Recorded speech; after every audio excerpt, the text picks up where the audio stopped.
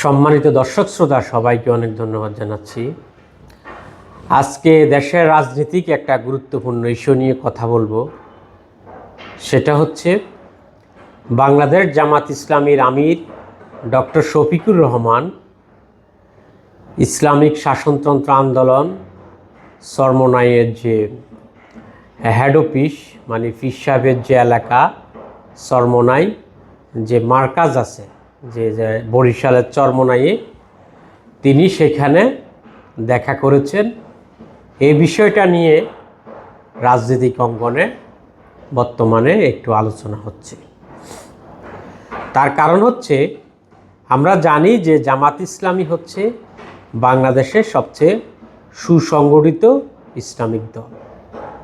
At the same time Islamic শাসনতন্ত্র আন্দোলন এবং চরমোনাইও কিন্তু তারা একটা রাইজিং একটা ইসলামিক ফোর্স, তা বলার অপেক্ষা রাখে না।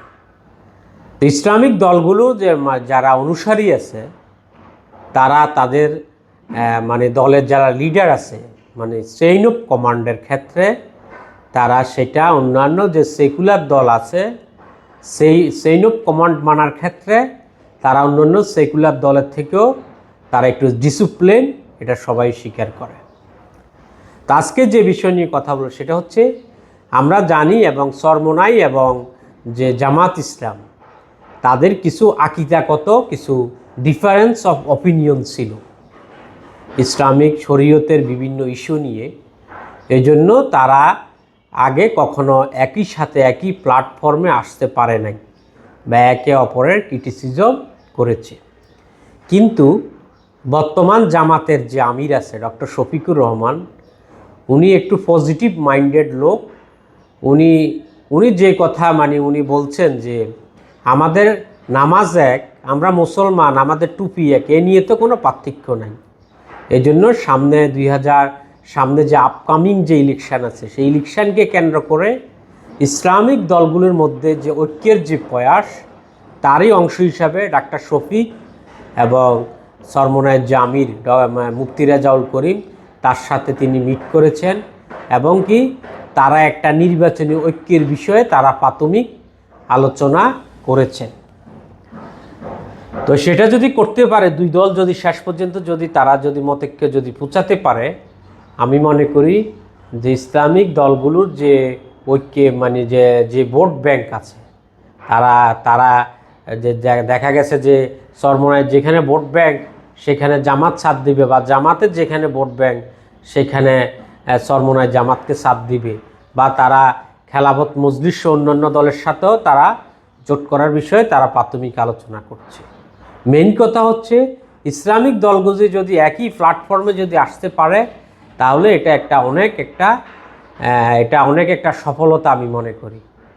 তো অতীতে আমরা দেখি যে ইসলামিক দলগুলো একে অপরের বিভিন্ন আকিদাগত বিভিন্ন শরীয়ত বা ইসলামিক লিটারেচারের বিভিন্ন ব্যাখ্যা নিয়ে তাদের মধ্যে মতো পার্থক্য ছিল।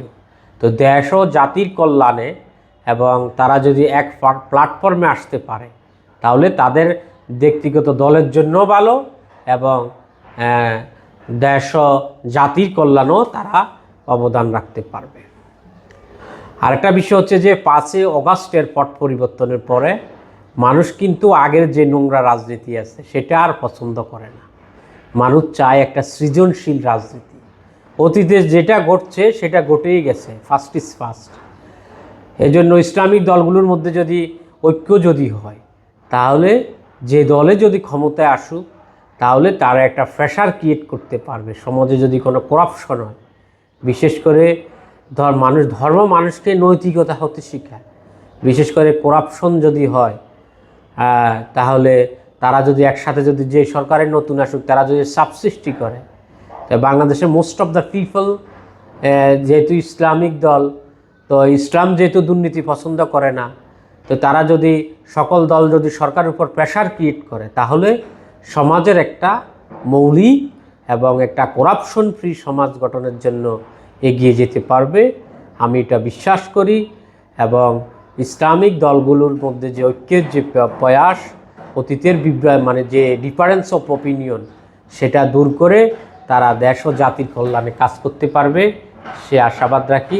তো দর্শক সবাইকে অনেক ধন্যবাদ জানাচ্ছি।